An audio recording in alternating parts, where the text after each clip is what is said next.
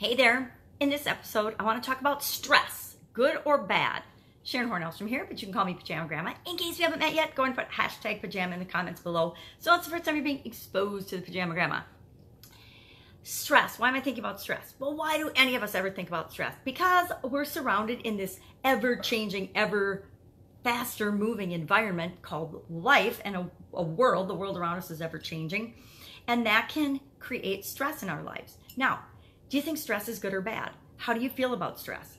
I know I used to feel like I was walking a tightrope every single day of my life. And that was really stressful, and it wasn't good stress because I didn't believe that being stressed was good. Now, since then, I've read lots of books and I've taken lots of courses and I've studied and I've done a lot of research into stress, and I've learned that stress, yep, it can be really, really bad if we let it negatively impact us, but it can also be really good.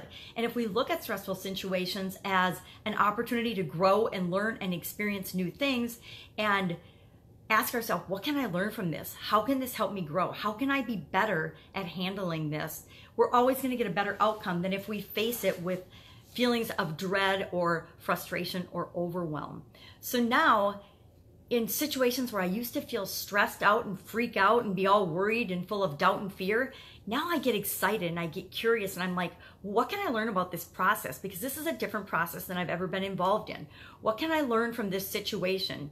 And if I face all of the things in the world that happen around me, and just like you, there's always a gazillion things happening around you, with that questioning, curious mindset, I don't feel the negative impact that stress used to have on me. Stress used to have a huge hold on me.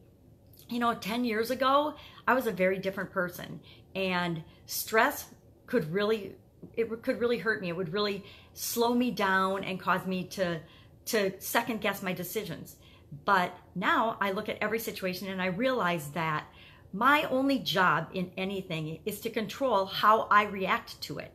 So if there's something going on in my environment that I like, I move toward it. If there's something in my environment that I don't like, I move away from it. I just choose to not participate or not do it anymore. And I have found that one way of looking at things, looking at stress differently, has made a huge impact on my life. Now, I also have realized that I create a lot of my own stress by the way I look at things.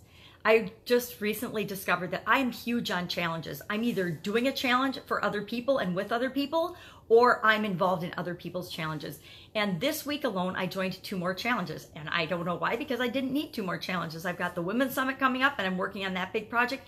But I think the activities of the challenge focus my energy, focus my thinking, and they keep me away from other distractions. So I use the pressure of a challenge to give me small incremental goals to achieve what it is that I want.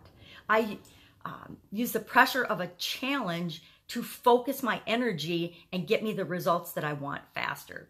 So some people hate challenges because they feel pressured and stressed to do something, but that's why I like to create my own challenges, because if I am creating the challenge, I am controlling the pace of it and how I feel about it. I'm pushing myself to achieve more and to do what some people might think is impossible sometimes, but I know that it's possible because I've done it before. So I'm using the challenge to funnel and focus my energy in the direction I want to go. I only join challenges that help me to achieve what it is that I want. For example, I did the One Funnel Away challenge, and people would be like, well, you've been in ClickFunnels a couple of years. Why would you be doing the One Funnel Away challenge? And I did it because I wanted to learn the process that they're using and follow and learn someone else's process, because I've been doing my own for, like 5 years now, but I wanted to know and learn from other people. What are you doing? What works? What doesn't work? And one of the biggest lessons I learned is that my challenges are way too complicated and way too hard.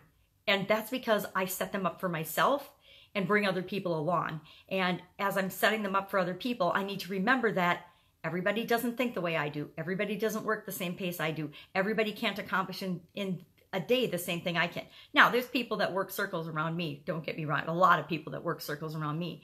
But I also work circles around a lot of other people. I mean, there's a big spectrum on anything in our lives and in any level of performance. And, think of exercise. So, for example, we're all on a spectrum of exercise. We're all on a spectrum for weight. We're all on a spectrum for business success. We're all on a spectrum for achieving whatever goal or desire we want in our life. And we're all on a journey of moving toward that. And there's going to always be people that are way better and way further along than us. And there's always going to be people that we're much further ahead and farther along on achieving what it is that we want. But the trick is, we don't ever need to compare ourselves to anyone else because we're only on our own journey. Everybody else is on their own journey too. And I'm coming to understand that everything always works out in perfect timing. It always works out, even if it doesn't feel like it at the time, exactly as it's supposed to for my greater good. And sometimes that's a hard pill to swallow, especially if, say, you go for a job interview and you don't get the job and you think you really, really wanted that job. That was the perfect job for you. Obviously, there's something that you don't know about that situation or about that job that the universe knows isn't good for you. And then there's other things where you don't think you have a chance in Hades to get something or have something work out for you. And then it just comes to you almost naturally. And you're like, it feels like it's almost miraculous because things show up in your life that you never even had thought that you had wanted. And they show up and you're just excited and delighted because they did show up.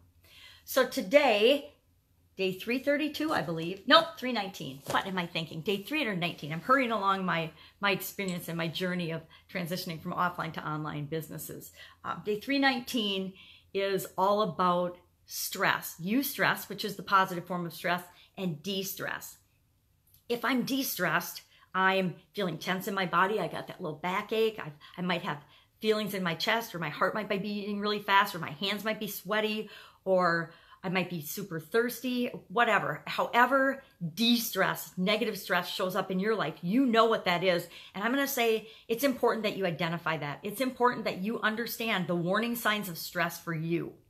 And then there's eustress, where it's positive stress. You've set a goal, you're really excited about it, you're working toward your passion, and the things that come up, the little obstacles, the little challenges, you get excited about because you look at them as an opportunity to overcome them to get you the thing that you want.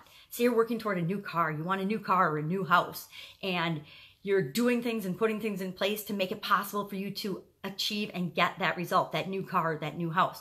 Everything that you do to move you toward that makes you feel awesome and better. And if you hit a little bump in the road or something, you just keep focusing on what it is that you want. And that doesn't even stress you out because you're like, oh, stuff happens. Some things work, some things don't. I'm going to try this now. And you get more excited about the next step you're going to take than about the one that didn't work out. So make sure that you're using eustress in your favor by setting goals and objectives and thinking about what you want in the future, and de-stress, acknowledge and understand those signs. And the biggest, fastest way to change de-stress is to ask yourself a different question. Ask yourself a better question.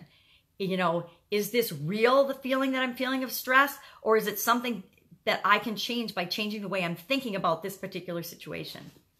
That works on frustration really well too. I learned that frustration, if I'm feeling frustration, which is stress because I'm expecting something to be different than it is, if I ask myself just, you know, what does this mean right now, this instant, this very moment, this present moment, I get a different answer than if I'm worrying about the past or fretting about the future and being frustrated because something isn't happening fast enough or something hasn't happened yet. So that's my message for today. Pay attention to your stress, and I will, of course, be with you tomorrow. Bye.